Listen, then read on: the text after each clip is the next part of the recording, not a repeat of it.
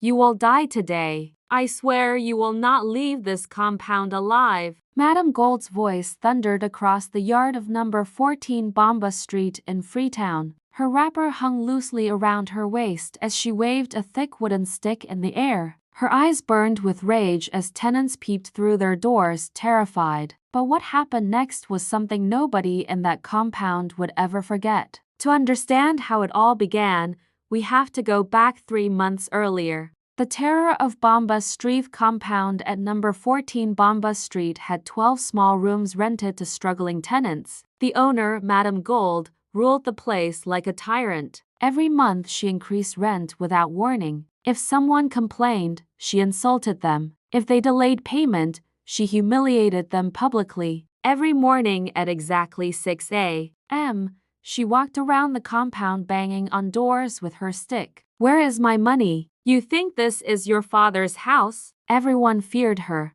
In room 3 lived Sister Comfort, a widow who sold fish in the market to feed her 3 children. One month her son became sick, and she spent part of the rent money at the hospital. With tears in her eyes, she approached Madame Gold. "Madam, please. My son was in the hospital. I have half now. I will bring the rest next week." Madame Gold spat on the ground. "You think I run a charity?" She grabbed Sister Comfort by the hair and dragged her across the yard, beating her while the children cried. "Pay everything tomorrow or sleep in the street." That night Sister Comfort borrowed money from 5 people just to survive, but the shame stayed in her heart. The old man who disappeared in room 7 lived Mr. Johnson, an elderly taxi driver who had stayed there for 8 years. He was quiet, kind, and always paid his rent. But one month his taxi broke down, and after repairing it he was short by just 20,000 leones.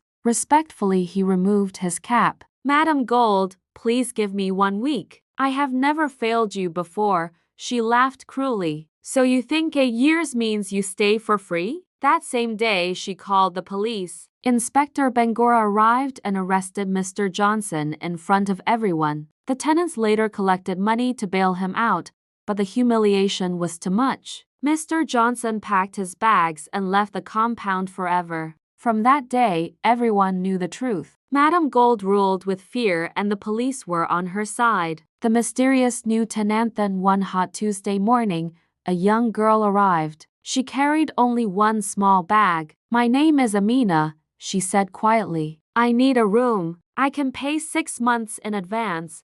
Madame Gold's eyes widened. Nobody had ever paid that much before. She quickly gave Amina room 10, the worst room in the compound, with a leaking roof and broken window. Amina looked around calmly. "I'll take it." For the first 2 weeks she kept to herself. She left early each morning and returned late at night. She greeted everyone politely but spoke very little. The tenants whispered, "That girl is strange," but nobody asked questions. In Freetown, people minded their business. The day trouble began on Saturday afternoon, Madame Gold was already angry. Her boyfriend had left her, and she wanted someone to blame. She stormed around the compound looking for trouble. Finally, she stopped at Amina's door and banged loudly. "Open this door." Amina opened it calmly. "Yes, madam. I came to inspect my room." She pushed inside and began searching. "What is this? You are burning candles in my house." There were no candles. Amina spoke softly. "I don't burn candles, madam.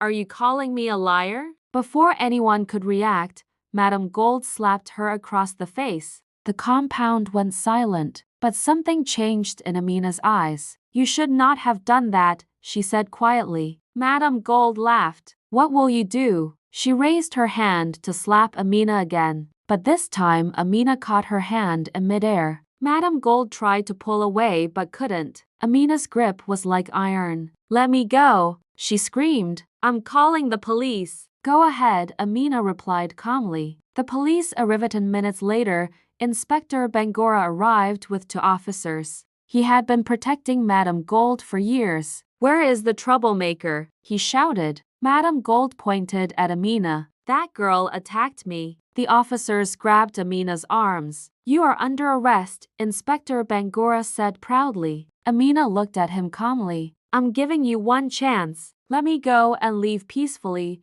Inspector Bangora burst out laughing. Take her to the station. Then Amina moved. What happened next stunned everyone. With one quick twist, the two officers holding her flew backward and crashed against the wall. Before Inspector Bangora could reach his baton, Amina appeared in front of him. She grabbed his uniform and lifted the 200-pound officer off the ground with one hand. You use your uniform to oppress innocent people, she said quietly. You take bribes and destroy lives.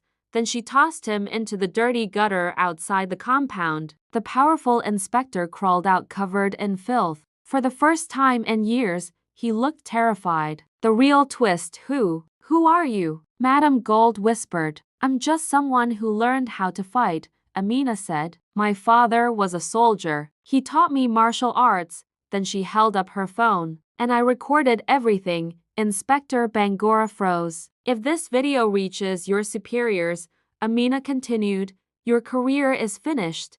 The officer's voice trembled. Please, don't send it, then start doing your job properly. Within seconds, the police ran back to their truck and sped away. The entire compound stood in stunned silence. Madame Gold's secretary Amina then turned to Madame Gold. The once terrifying landlady was now shaking. Please don't hurt me, she whispered. Hurt you? Amina said gently. You're already hurting yourself.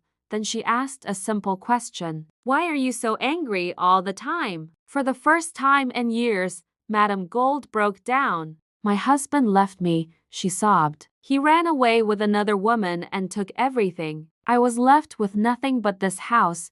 Her anger had grown for years until cruelty became her identity. Amina spoke calmly. Your husband hurt you, but these people didn't. She gestured toward the tenants. Sister Comfort didn't hurt you. Mr. Johnson didn't hurt you.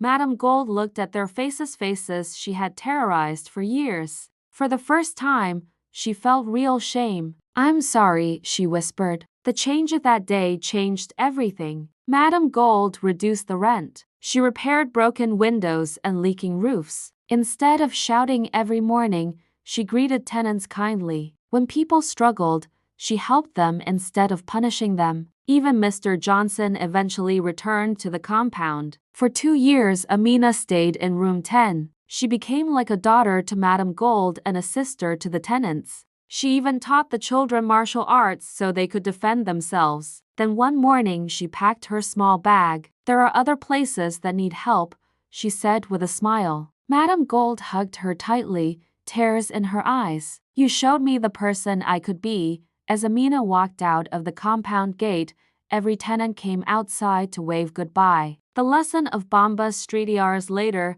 people in Freetown still tell the story of the wicked landlady who met her match. Because sometimes the strongest power isn't money, fear, or violence. Sometimes the strongest power is simply the courage to stand up for what is right. And sometimes, all it takes is one brave person to change everything.